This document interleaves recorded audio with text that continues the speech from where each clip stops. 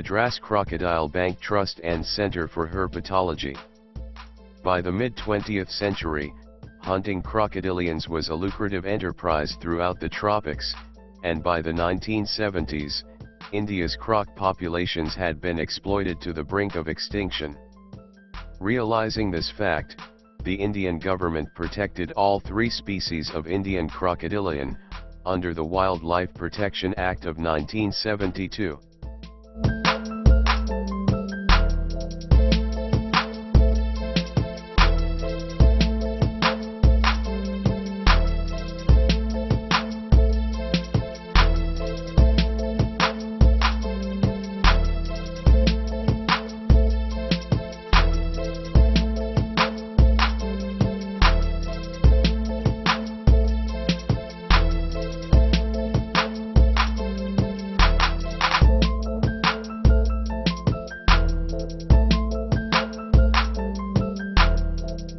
Responding to the need of that time, Ram and Zay Whitaker established the Madras Crocodile Bank Trust in 1976 with the specific goal of securing breeding populations of the three species of Indian crocodile: the mugger, that is, Crocodilus palustris; the saltwater crocodile, that is, Crocodilus porosus; and the rarest of all, the gharial, that is, Gavialis gangeticus.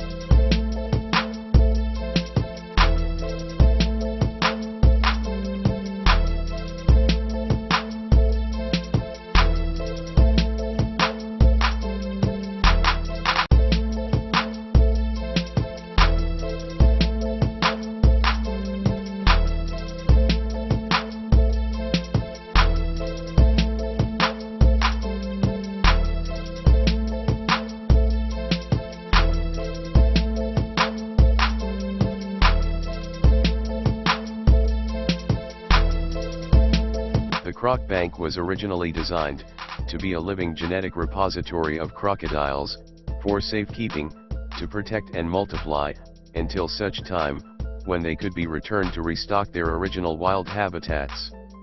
This action was initially met with tremendous success, but today, release into the wild has stopped, due to shrinking wilderness areas and the lack of suitable habitat.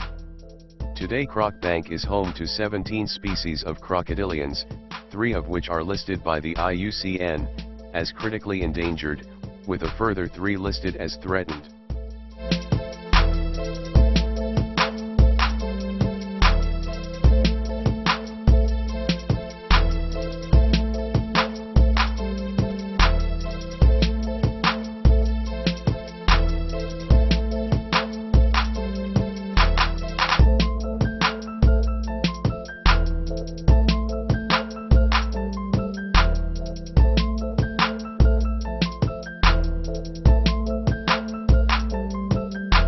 As the need for the conservation of reptiles grew, the Croc Bank increased its repertoire to include turtles, lizards, and snakes, and it came to be known as the Madras Crocodile Bank Trust and Center for Herpetology in 2003.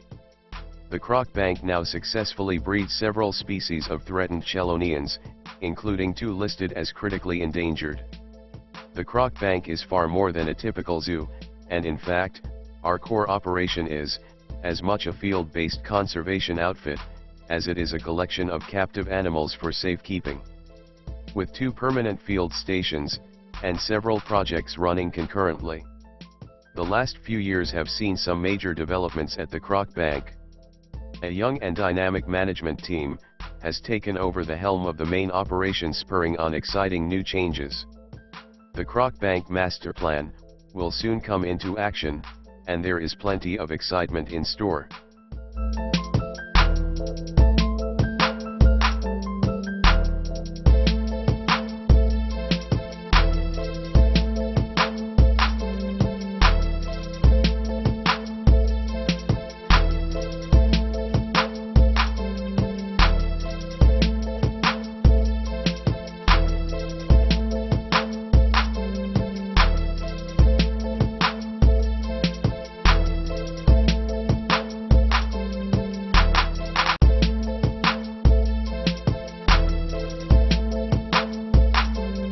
Captive breeding. The captive breeding of endangered species lies at the heart of our in-house program. Many captive bred animals are translocated to various state forest departments and neighboring countries for head starting and restocking programs. We also supply founder stock for other captive breeding initiatives and zoos. Over the years, our self-taught propagation techniques for crocodilians, freshwater turtles, tortoises, water monitors, and snakes including the king cobra, have met with tremendous success, and now represent the benchmark in this field. Present breeding efforts are focused on the critically endangered gharial and turtle species.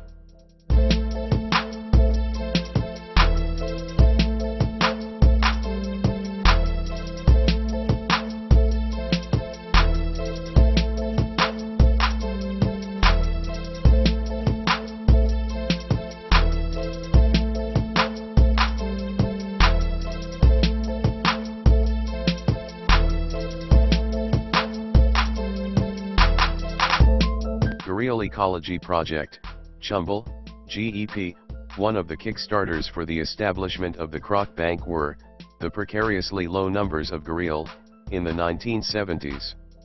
Breeding pairs were collected from zoos by the Croc Bank and other zoos. And the government brought in legislation to safeguard the species and its shirking habitat. But, just when things began to look brighter for this unique crocodilian, nearly a quarter of the wild population died in 2007, probably from secondary chemical poisoning. In response to this, the Croc Bank played a lead role in forming the Gharial Conservation Alliance, now known as the Gharial Ecology Project, a group of crocodile experts dedicated to saving the gharial. By then, the world-renowned croc biologist, Dr. Jeffrey Lang, who had been associated with the Croc Bank since the 80s, was becoming interested in the species biology, and began an intensive study which continues till today.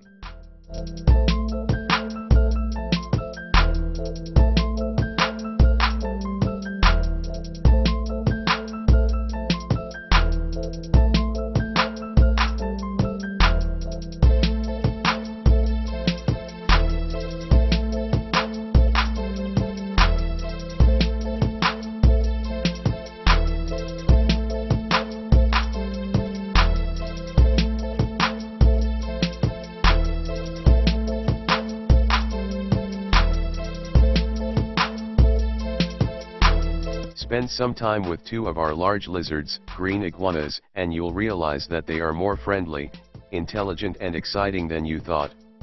Iguanas are primarily herbivores, which means they won't ever see you as prey. However, they can use their tail as a whip, or even bite if you anger them. I would like to bring forth a few interesting facts about these gentle giants, who are my absolute favorite in this reptilian haven. They have a third eye, like Cyclops.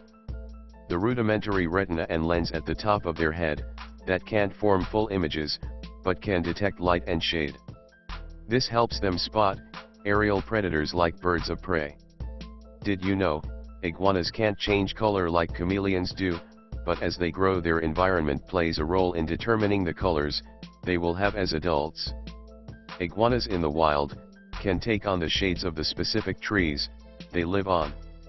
They have excellent hearing, between 500 to 3000 Hz, so interestingly enough, they hear better than we do. Iguanas leave trails of pheromones, by secreting a substance from pores along their inner thighs. This substance is fluorescent, and unlike us, they can see the UV spectrum. Volunteers at the croc bank get to feed them, and clean out their enclosures. Visit the croc bank, and see them in person. You will be blown away by their unique beauty. This is from Rebecca David, one of the volunteers.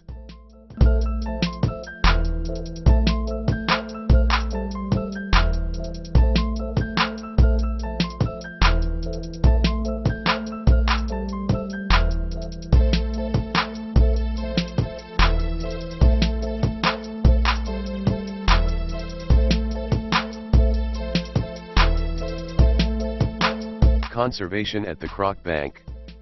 The croc bank has been breeding the gharial since 1989.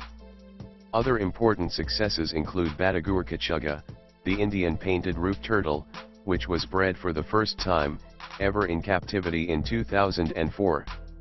This rare and beautiful animal is protected under Schedule 1 of the Indian Wildlife Protection Act of 1972, and is also listed under the Action Plan, Rating I of the IUCN/SSC Tortoise and Freshwater Turtle Specialist Group.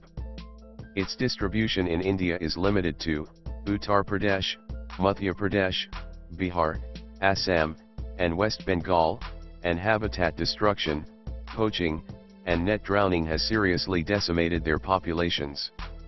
Another Badagur turtle, Badagur basca, has fared even worse, and seems to be almost extinct in the wild. A few individuals remain in captivity, and two of these, both females, are at the croc bank, and a male was acquired from Zoo Vienna in 2014. He has been introduced to the girls, and after a 2-year wait, we successfully bred them, and have 6 hatchlings this year.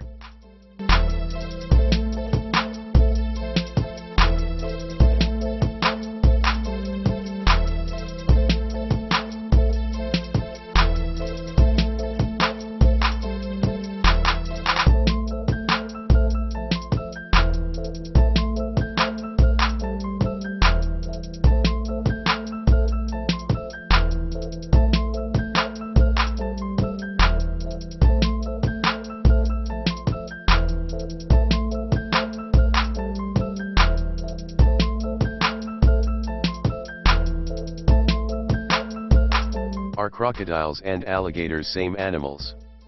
The visual differences between them may be a little bit subtle, but they are clearly there if you look closer.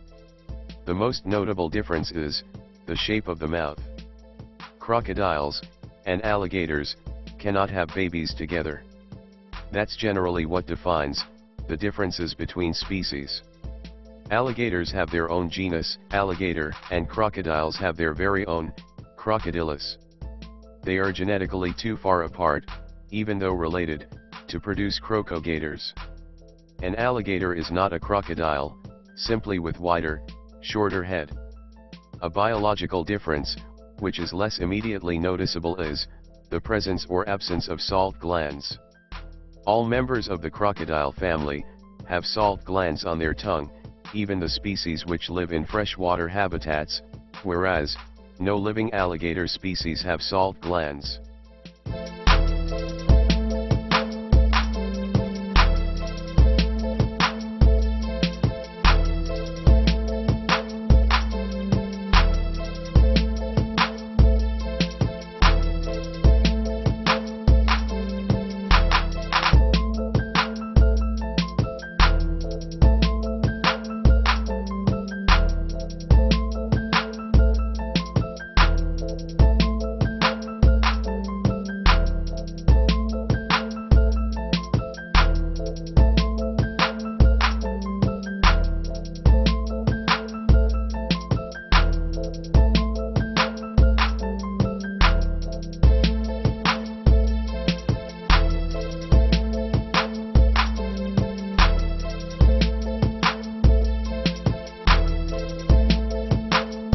The croc bank has a long history in the wildlife documentary and film industries.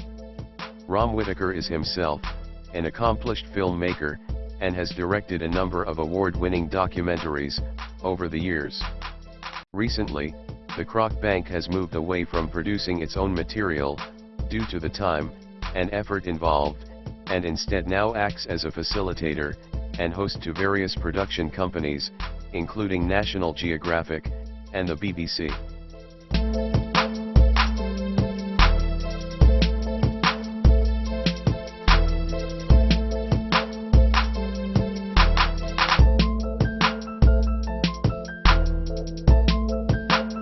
Members of our staff are well versed in the various techniques and trappings associated with this high industry, ranging from basic set design to high-speed camera work and time-slice photography. In addition to our popular reptile conservation work, we can also consult on many other natural history and environmental subjects, both within India and abroad. Do write to us at info@madrascrocodilebank.org for queries.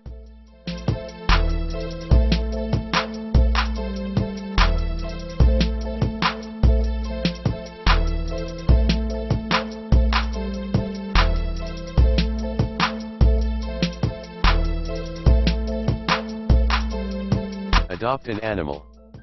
If you have a favorite reptile, at Madras Crocodile Bank Trust, how about adopting it?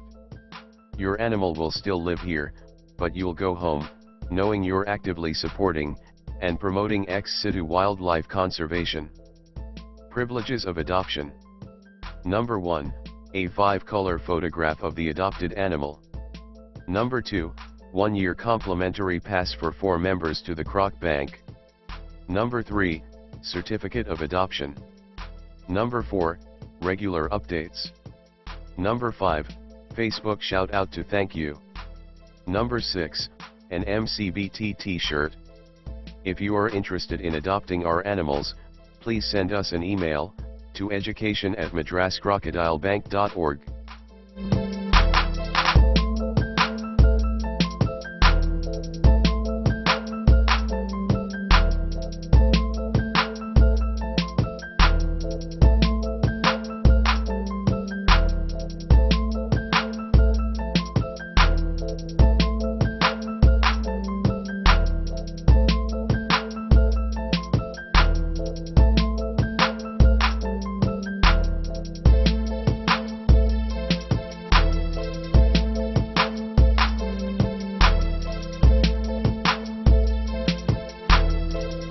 The Volunteer Program, in brief. The volunteer program is, for those who have an interest in reptiles, and are ready to adapt to the rigors of the daily running of a zoo. This program for enthusiasts, 18 years and above, helps to support the Croc Bank, through fiscal contributions, and much needed practical assistance, with our multifarious tasks. The program is open to people, who have the vision, commitment, and enthusiasm, to proactively contribute to the conservation of reptiles. Over the years, the Croc Bank has benefited enormously from this positive working relationship. As a volunteer, you will have an opportunity to work in different areas throughout the zoo. Zoo support, education, and an individual research project. With so many different research projects running, there will always be something interesting to work on.